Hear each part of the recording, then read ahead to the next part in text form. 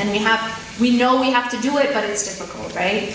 I'm sure all of you have taken some exam recently where maybe you felt that way. Or anything in life that's difficult. And before taking on that task, you sometimes feel like your chest is constricted. And so this dua is actually asking, the beginning of this dua is asking for Allah, for God to expand his chest. Rabbi shrah li sadri wa yassir li amri, and make my matters easy for me. The thing about matters, so the thing about everything in life, in fact, is there is another supplication that we are taught, and in this supplication is a very, very profound truth. And that profound truth is this: Allahumma la sahla illa ma ja'altahu sahla. That, oh God, there is nothing that is easy except what you make easy.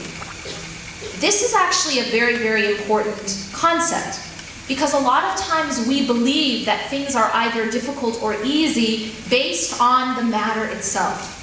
But in fact, that isn't true, and I'm going to prove that to you. The reason that isn't true is you'll find, and I don't know how many of you have experienced and how much you've experienced of this, but if you observe the world, you find that there are people who seem to have very comfortable lives. They might have luxury and money and power and ease, and yet internally they aren't happy.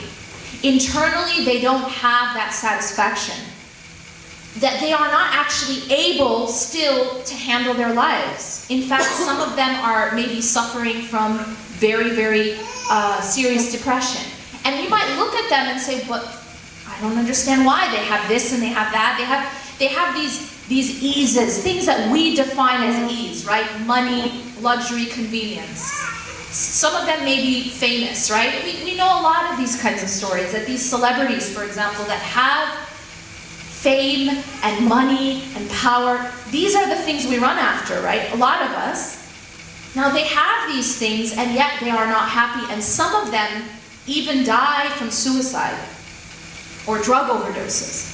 So the question becomes, well, wait, what's missing here? And then you look at other people from third world countries, people who don't have the luxuries, that the things that we consider, the good things in life. They don't have those things and yet they have contentment. So then the question becomes, well, what exactly is it that makes a person have ease in their life, and what is it that makes a person have difficulty?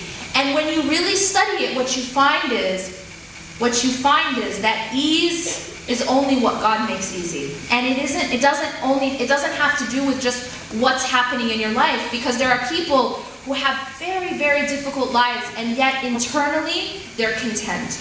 And for me personally, one of the most powerful personal examples I've had of that is a friend of mine who I met a few years ago. And some of you who have heard my old podcasts know about her story, but some of you may not. And she's a woman who inspired me tremendously, and she ended up inspiring many others who heard her story. But basically, she's a woman who had her first child, and when her first child was around, I think 3 or so, the school called her and told her that her daughter had just stopped talking all of a sudden.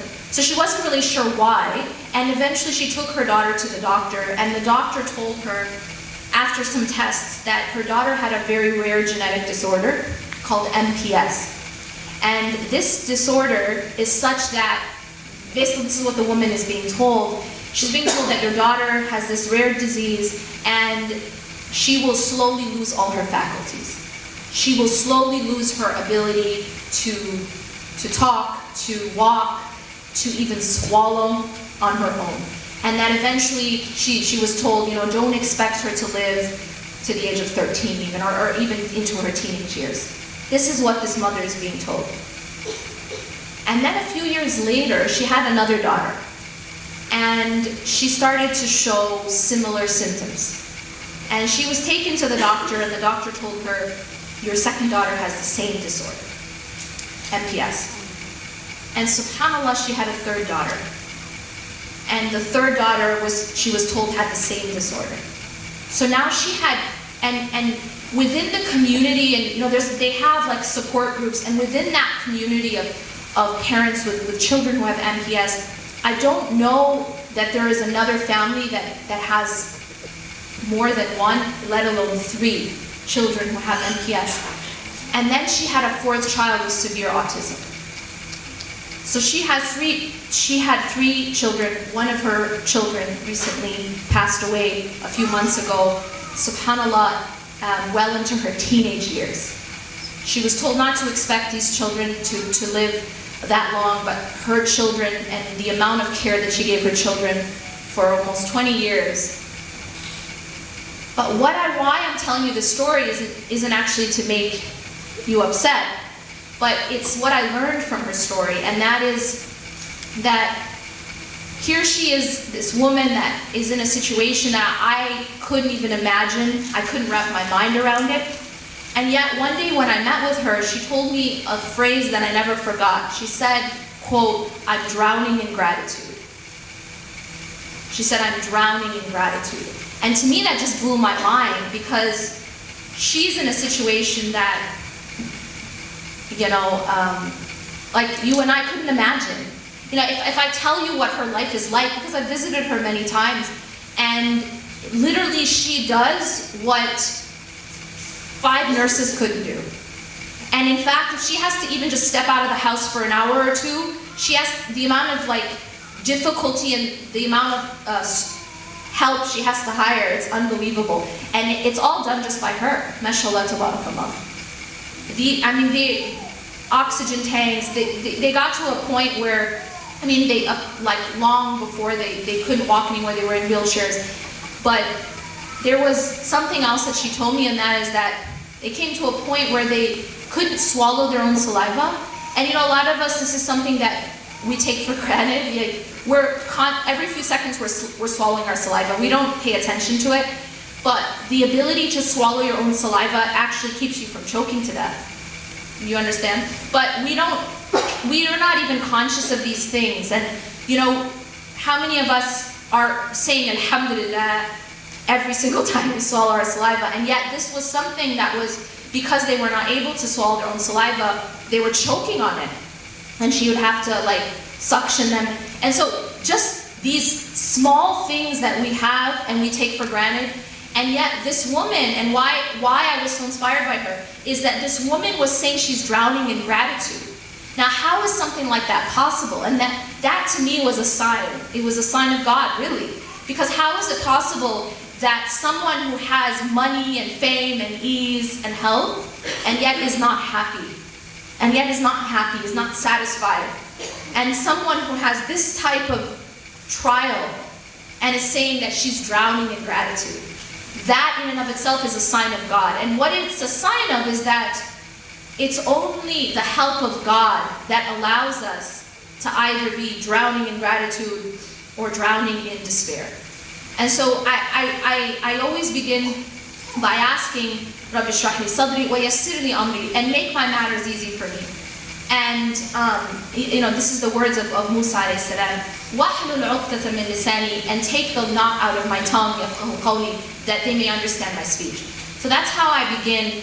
I want to talk today about this concept of guidance. When I think about our journey through this life, it's very much like any other journey. And you can liken the parts of this life spiritually with, you know, basically what you need to go on any kind of journey. The Prophet ﷺ advised us in a hadith, "Kun fi dunya ka'annaka gharib." Be in this life as if you're a stranger or a traveler. And one thing that you find, you know, someone like myself who travels a lot, one thing that you find that when you do travel, there is a certain state that you're in when you travel. And many of you have experienced this when you travel. There's a certain state that you're in when you travel. And I'll give you some examples of that state. When you go to a hotel, because when you travel, you're not staying at home, right? You're staying in a temporary lodge. And when you go to a hotel, how attached do you become to your hotel room? How attached do any of us become to, you know, the desk in our hotel room? Or the bedding?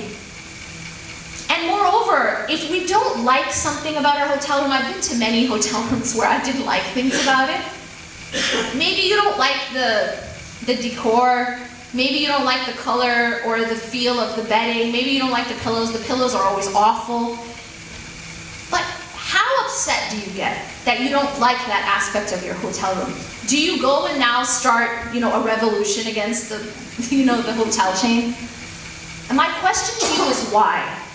Why do you not get so attached to your hotel room, and why do you not make it the end of the world that you don't like certain things about it?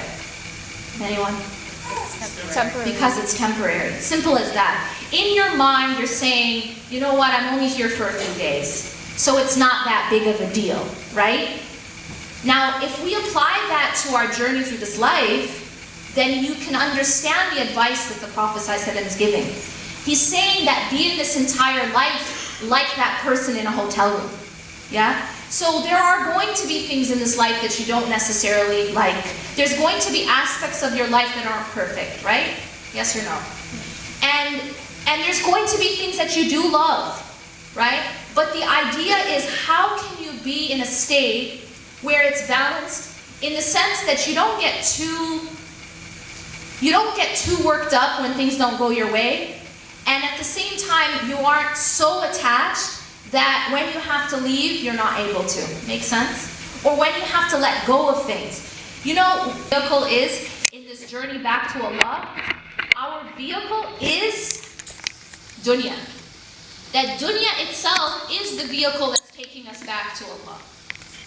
How do we use dunya to take us back to Allah? That's how we should look at dunya. Dunya is this life, right? If I look at this life as a vehicle, I'm going to interact with it very differently than if I look at this life as the end in and of itself. You know this attitude called YOLO? What's the attitude called YOLO? The attitude called YOLO is, you only live once, and therefore, see, because there's a therefore, right? What does it mean? It means you only live once, so do whatever you want, live it up, maximize pleasure, whatever, right? So the idea is, because this is all we have, then we should try to use this life, what? For this life, for the sake of this life. We're not using this life to get us somewhere after this life. YOLO is the attitude that you're just trying to maximize the temporary time you have here. Make sense? That attitude is very, very different than the one who believes that this life is only a vehicle. That it's a stepping stone, that it's taking us to another higher life, inshallah. So knowing that the concept of dunya and how to use dunya, and also understanding the nature of dunya is important. Because if you're going to use this vehicle, you need to know a little bit about it, right? Just like a car. You need to know at least the bare necessities, and like at least something about the car in order to be able to use it for your journey. You need to know where's the gas tank, how to turn on.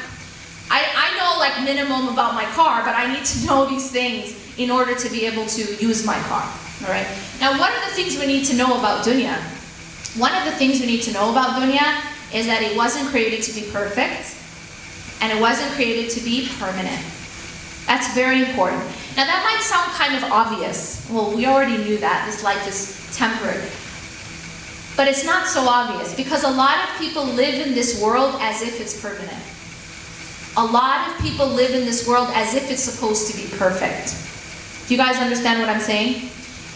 Like, it's very, very difficult to accept, for example, that we're going to age, right? That's why there's so many products out there, multi-billion-dollar industry, to sort of try to hold on and have, these ageless creams, right? Because we want plastic surgery. I mean, I live in Southern California, and it is this industry of plastic surgery and, all of these different ways to try to hold on to something that wasn't intended to be permanent. But we want to turn something that's by its nature temporary into something permanent. And that's going against the nature of this life. No matter how hard you try, and no matter how many various kinds of plastic surgery you engage, that you have done, you're still never going to live forever in this life. And eventually, no matter how much Botox you use, eventually you will age. But see, that's hard for people, that's hard for us to accept because we want this life to be perfect.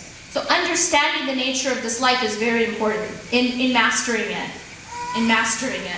Like, you gotta master your vehicle. You know what I'm saying? If you're gonna use it, and if it's gonna take you where you wanna be, you gotta master it. You can't let your vehicle master you, right?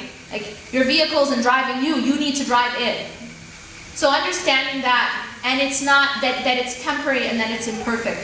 One other thing I wanna add in that regard is that although this life isn't perfectly good, it's also not perfectly bad either. And what I mean by that is no matter how much hardship a person has, and no matter how much difficulty a person has, they also have many, many, many, many things to be grateful for. At the same time, they have been given many blessings. Everyone on this earth has both difficulty and blessing. Everyone on this earth has both difficulty and ease. It never comes in just ease or just difficulty. Make sense? It's a mixed bag. Yeah? This life is always a mixed bag. You're never going to have it all good or all bad. And a lot of it just has to do with your outlook. So even when things are very hard or very, very difficult, it may look to you like it's all bad. Okay? But actually it isn't. That there are many things in your life that are blessings, but you're not seeing them, or you're not focused on them. And that's what distinguishes one person from another. That's what distinguishes my friend Tayyiba, the one that I just told you her story. That's what distinguishes someone like her, may Allah make all her matters easy, and someone else who has everything but they're complaining because, you know, they're in a traffic jam. You understand? That it has to do with how your outlook and what you're seeing and what you're focusing on. But every single person has both. Every single person has both ease and hardship, has both blessings and trials at the same time. And that is the meaning of inna ma'al usri yusra. Inna ma'al usri yusra. That with hardship comes ease. Eases. And in fact, the word is plural. So in the verse itself, in the ayah itself, Allah has used the singular of hardship and has used the plural of ease. Yusra, inna ma'al usri yusra. So Allah is telling us, even in the grammar, that for every hardship you have many eases at the same time, along with it. They come in packages, they come at the same time. So this has to do with also how you master the vehicle of dunya, and if you want it to take you to your destination, right? Number 3 is that whenever you're on a journey, you need to be aware of the pitfalls. You need to be aware. You know, if there's construction ahead, there's a sign that tells you. If there's a pothole or, you know, a major speed bump, that you know that these things are coming so that you can handle them, right? So in the same way, in this journey spiritually, we have to be kind of aware of the pitfalls. And when you're aware of the pitfalls, then you can master them and be able to basically cope. All right? Coping becomes easier when you're aware of the pitfalls. So what are some of the pitfalls? One of the biggest major pitfalls on this journey is the obstacle or the pitfall of despair, of hopelessness.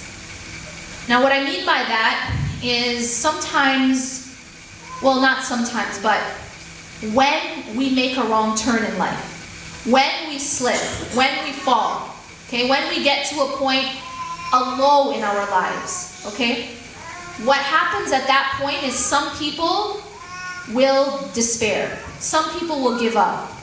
But doing that is like, you know, you're driving and you make a wrong turn, you miss an exit, you did something wrong. How many of you, when you make a wrong turn or miss an exit, just pull over, turn off the car and say, that's it. That's it, I'm done.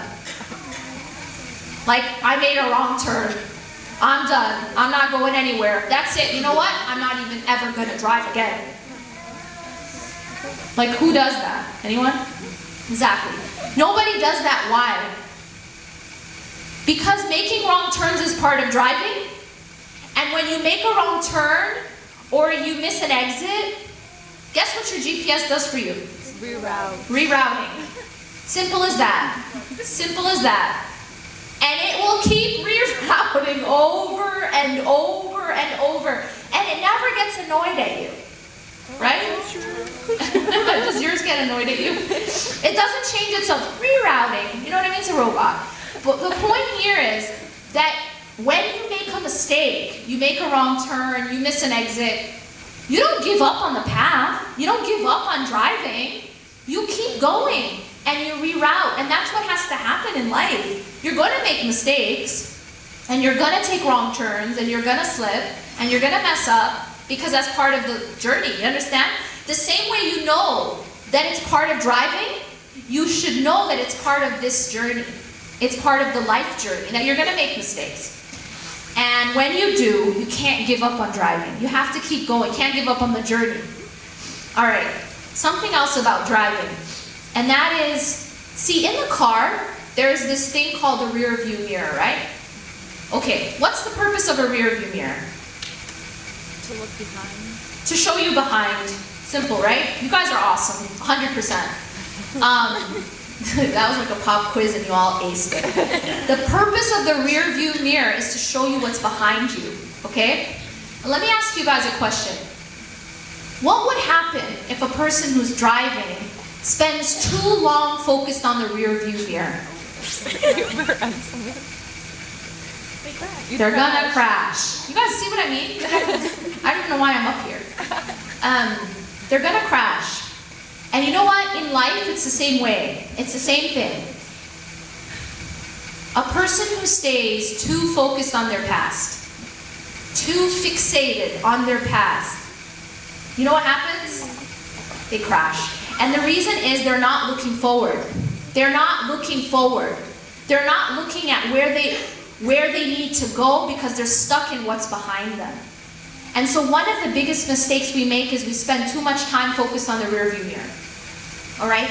Now, can you completely do away with the rear view mirror? Not really. Because why? You need it for reference. And you know, there was this quote that I read recently, and it says that your past is supposed to be a place of reference, not a place of residence. So the idea here is that while we need the rear view mirror, but you can't keep fixated on it. Why do I need the rear view mirror? You guys all very astutely told me, so that you can see what's behind you.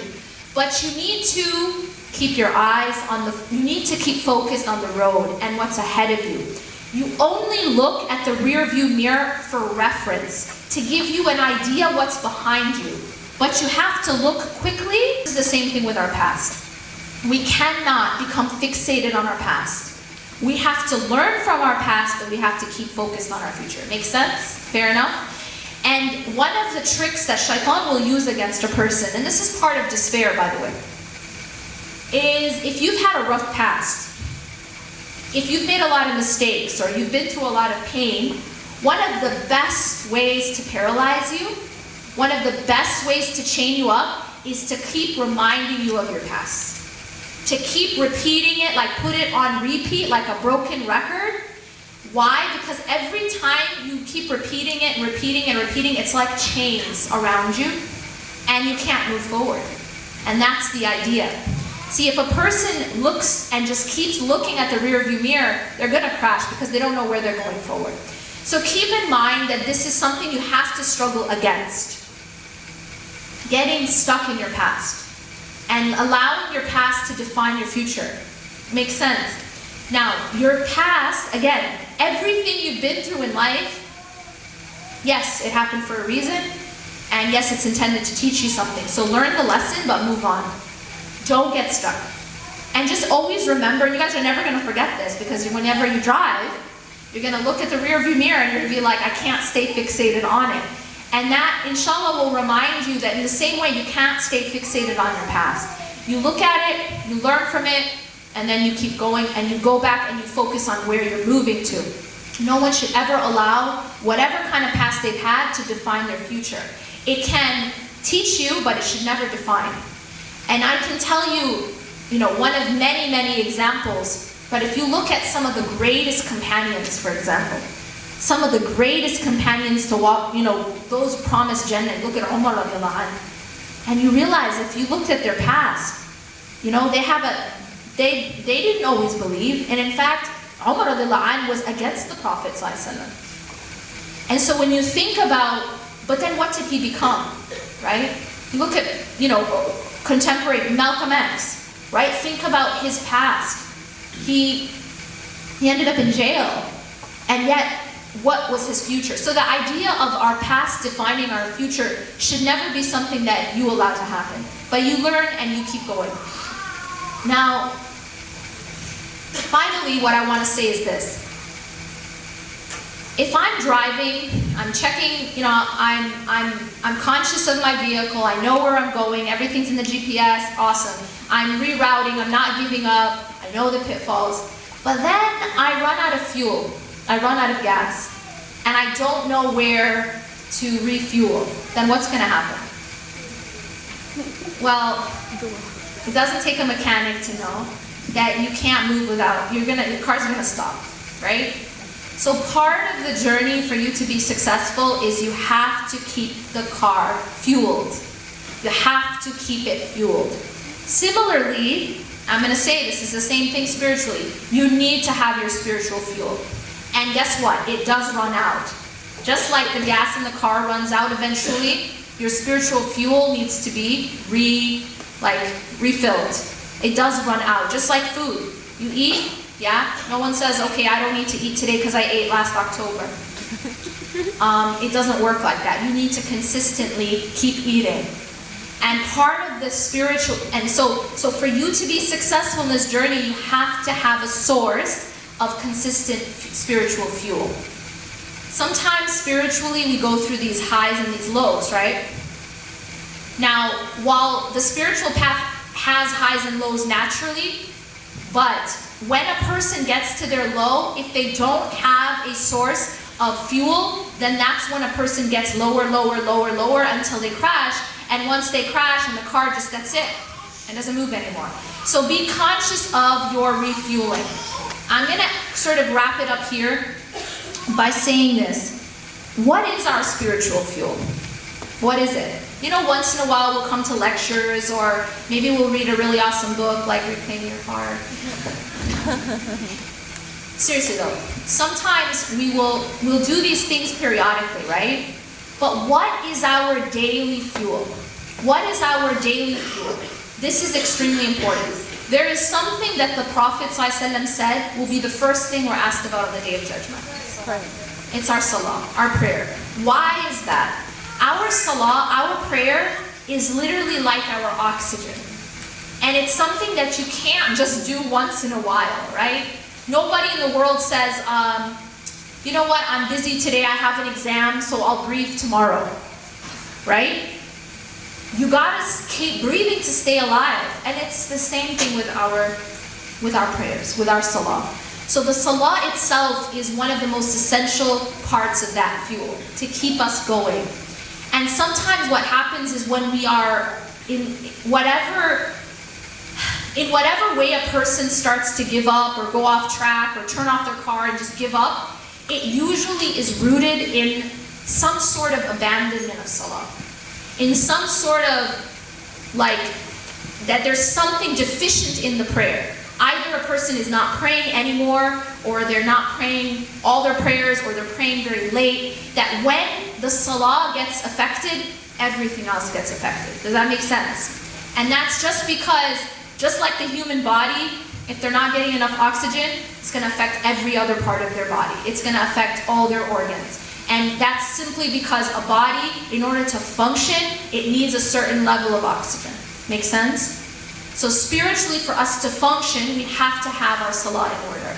And obviously that is the very bare minimum, which is 5 times on time. That's just your oxygen. That's just keeping you alive.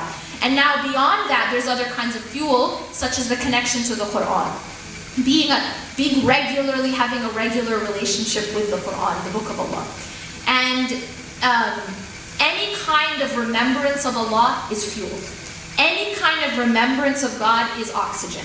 So think of it in that way, that the same way I have to keep my body oxygenated, I gotta keep my car fueled, I have to continuously remember Allah, and it's not something I do once and I'm done, right? It's something I have to continuously do to stay alive, right?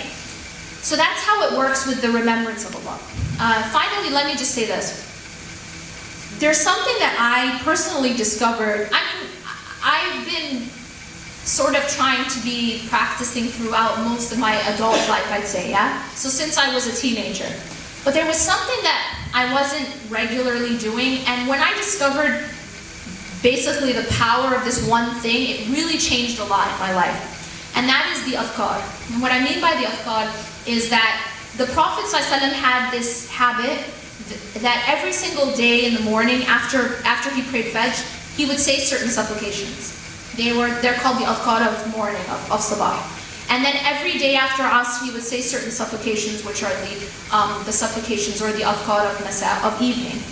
And then before sleep. Now the Prophet ﷺ, if you study his life, you find that he was always remembering God. Like there's a supplication for everything you can imagine under the sun.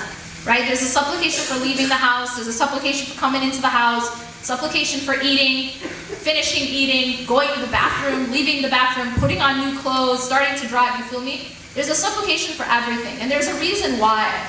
What the Prophet ﷺ is teaching us is how to be in this life involved, right? He didn't just go away, he didn't just become a monk. He was married, he was a father, he was a teacher, he was a friend, he was a politician, he was all these things. And yet, he was always remembering God within these roles. So our deen, our religion is one of balance. It's not one that tells us the way to be spiritual is only to just live in the mosque. You understand? That the spirituality that we're taught is something that you do while you're driving, while you're walking, while you're a student, while you're a wife, while you're a husband, while you're a father, while you're a mother, while you're a teacher, while you're a cop. You get it? So it's something that you do within your dunya roles. It's not something you do on the side. It's not something you do on Friday, right? It's not just something you do once a year or once in Ramadan and that's it. It's something that we're taught to do throughout our lives and throughout our roles. That's what Islam is. It's a practical religion that teaches spirituality within the dunya roles and within the dunya action, the things that we're doing in dunya. So when you start to live these sunnah, like this sunnah of remembering Allah in your different worldly actions, it transforms your life. It transforms your state, it transforms how you interact with people and with your life in general.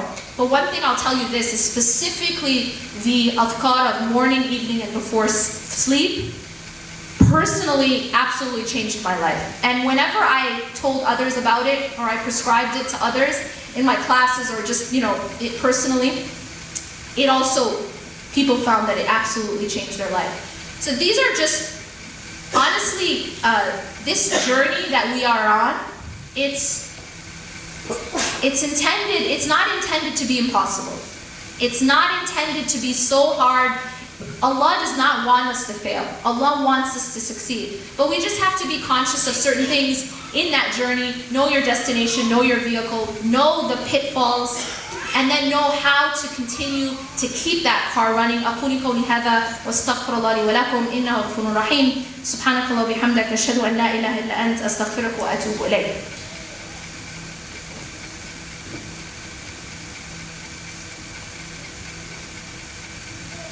So I don't know if there's time for Q&A. Yes? No? Maybe so? Okay. All right. I was also considering doing a short book reading, like an excerpt from my book, but I won't.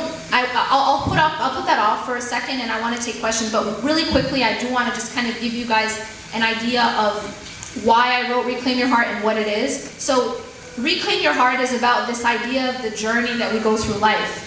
And in that journey, we give our hearts away. See, everybody in this life, whether they're a Christian or a Jew or an atheist or an agnostic, they give their hearts to something. Whatever it happens to be. Some people it's money, some people it's status or fame or power. But But what Reclaim Your Heart is about taking the heart back and giving it to God. And how doing that helps you be successful within your human relationships and within your work and within your everything that you do in this life and how to be successful in that journey. So let me go ahead and actually open it up for questions. I think we have time to take a few questions. If you want to ask a question, just come over here. Okay. Set up a stand. Or I guess you can just raise your hand as well. Salah. So when you want to try to improve your salah, what are some ways to try to improve your salah? First of all, I will tell you there's courses like, I know Sheikh Abdul Nasser Janga had a course where he meaningful prayer, all about khushua and how to improve the quality of our prayer. But just generally, one of the best ways to improve the quality of your prayer is simply to understand what you're saying. Just to understand what you're saying. Because see, if I'm communicating with a friend or a spouse or a parent, and I don't even know what I'm saying, I'm just saying, words in Chinese, and I have no idea what they mean, I'm not going to be very invested in that conversation or involved. And my connection to the person I'm communicating with won't be very strong. Because I don't even know what I'm saying.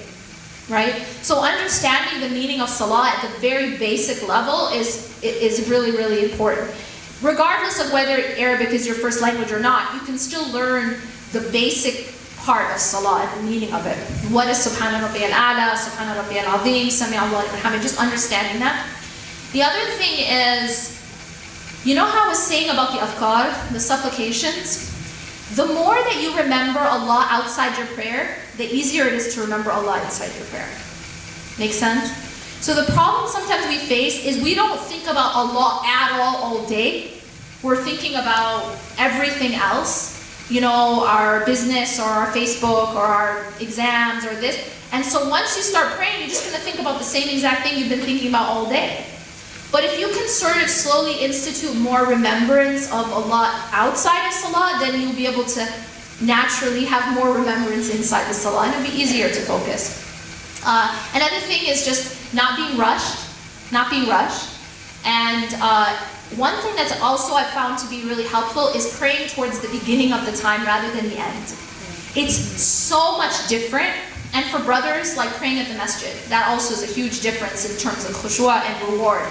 But like when you pray towards the beginning of the time, it's a lot easier to focus than like the first 10 minutes or the first 30 minutes versus the last 30 minutes. It's like the difference between day and night. So those are just some things. Being in a quiet place, obviously things as much as possible, removing distractions. Yes?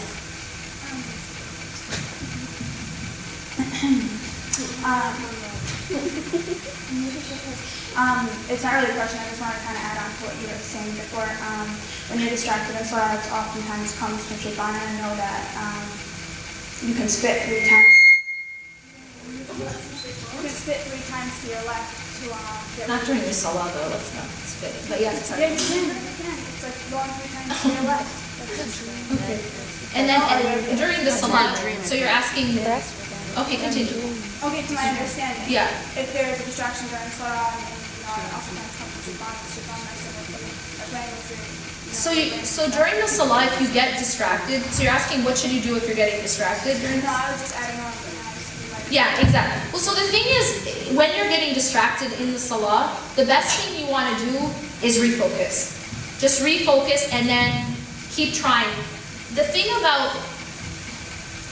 to keep in mind about Allah subhanahu wa ta'ala is not expecting us to be perfect angels, but we have to just keep trying and to do our best not to give up and to keep trying. So ask Allah to help you, try the things that I mentioned, understanding what you're saying, taking out. Another thing that many people have found helps is having a few moments before you start to sort of clear your mind. Nowadays they're finding just even the power of meditation. What is meditation essentially? Is clearing your mind. It's clearing it out so that you're actually, like mindfulness is actually being able to actually clear it. So just practicing that, even praying sunnah will help you focus in your salah, interestingly enough. And that's because usually, like say you have a sunnah before the salah and then you have the fard, you've already sort of gotten, you're into the exercise, right, of the spiritual exercise. So by the time you're praying your fard, you're more conscious. So that's another thing. Anyone else? I think in the back. So, you know, with GPS, we have an easy way to reroute. So I'm kind of asking, when you're at that point where you feel like you need to reroute, how do you know what way to go? I mean, you don't have clear direction on, if that makes any sense. So like if praying istikhara, people say sometimes you get dreams, but how does that really work when making a decision? So how do you reroute, and how do you know the right path? Right. That's a really great question. So how do we reroute? You mentioned one of the best ways in order to seek guidance. Obviously there's salah, dua, and specifically istikhara. Istikhara is a dua that we ask Allah for when we're making a decision and for Allah to guide us. And you mentioned dreams. See, it's sort of a misconception that we believe that the answer to istikhara always comes in a dream. Because if you actually look at the meaning of the istikhara dua, and you just look at like what you're actually saying, you'll find when you break it down, you're not asking for a dream. You're actually not even asking for a sign. What you're actually asking for is for Allah to facilitate what is best. You understand the difference? That's totally different than God give me a sign, a bolt of lightning in the sky. That's not what you're actually asking for. Essentially, istikhara is saying, Allahumma in kunta ta'lam anna hadha al-amr khayrun fi dini wa ma'ashi. So if this thing is good for me in this life and the next, faqdirhu li wa yassirhu li thumma barik li fi. This is what you're asking. You're saying, if it's good for me, then make it happen, make it easy, and put blessing in it. That's what you're asking. And then you're saying, if it's not good for me, فَاصْرِفْهُ عَنِّي, then take it away from me. وَاصْرِفْنِي عَنْهُ, and take me away from it. وَاقْدُرْ لِي الْخَيْرِ حَيْثُ كَانْ تُمْرِضِنِي بِهِ, then bring me what's good for me and make me pleased with it. So if you think about what is it that you're really saying in istikhara, you're saying, Ya Allah, take the steering wheel of my life, of my situation. Does that make sense? So you're praying istikhara, say about a job or a career or a marriage. You're asking Allah, you're putting your trust in Allah and saying, Ya Allah, do what's best and make it easy. And if it's not good, then take it away and replace it with whatever is good. So sometimes the answer to istikhara actually comes in what happens, in what's facilitated. Or, on the other hand, what is closed. Sometimes you pray istikhara about something, and it's obstacle upon obstacle upon obstacle comes after the istikhara. You understand? So that's how, sometimes that's the answer to the istikhara. It's not, because if you look at the idea of dreams, that's complicated. I'll tell you why. Because there's 3 sources a dream can come from. 3 sources. A dream can come from Allah, that's ru'ya, that's like a true dream. Or a dream can come from shaitan. Or a dream can just come from the nafs. Like, I ate too much ice cream, so I dreamt about ice cream. You know? And it's not like symbolic. So the idea is that you never know for sure about dreams. You never know for sure about dreams. So to make your decisions based on something you don't even know for sure what it means or what the source is, istikhara is asking Allah, take the steering wheel. Do what's best, take away whatever is not good for me. And I can't emphasize enough what a gift that is. Asking Allah for guidance. You're saying when we reroute and we don't know which way to go, one thing that we really underestimate or we kind of put aside is the power of dua. You know when I'm confused? The first thing I do when I'm confused is I go to this person, I go to that person, I go to this website, I go to that website. That's all great, but I've forgotten something essential, and that's asking Allah for guidance. You know what I mean? Sometimes we just forget, we step over dua, and we go to every other means, but we forget about dua. We forget about asking Allah to guide us and for Allah to help us. And it's good for us to seek help from those who have knowledge. We should. but we shouldn't forget to ask Allah for guidance. I think I can take one more question.